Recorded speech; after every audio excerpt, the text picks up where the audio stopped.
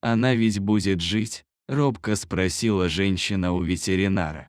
Будет, но не больше нескольких часов, вынес свой вердикт врач. Услышав эти слова, собака с трудом подняла голову и посмотрела на людей, в ее взгляде читалась боль и беспомощность, вскоре из них покатились слезы. Она была еще молода и почти не жила, а ей уже вынесли смертельный вердикт.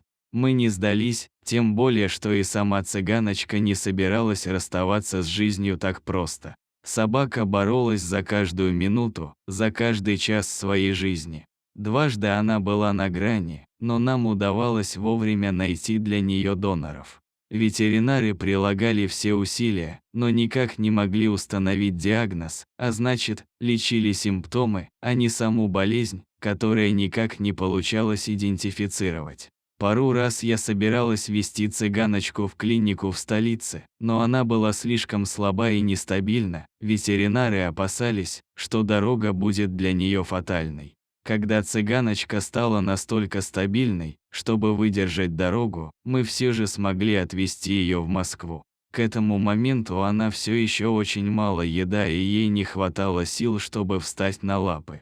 В московской клинике собаку приняли с распростертыми объятиями, сразу же был созван консилиум. Понять, что стало причиной болезни, удалось не сразу, но в конце концов диагноз был установлен.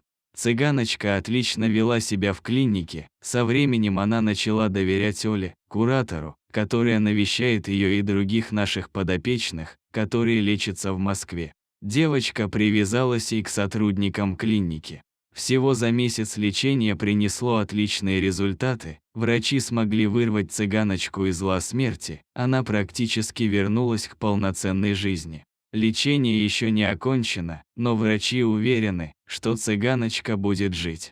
Пока она не проявляет особой активности, но постепенно привыкает к нормальной жизни, учится гулять на поводке и социализируется.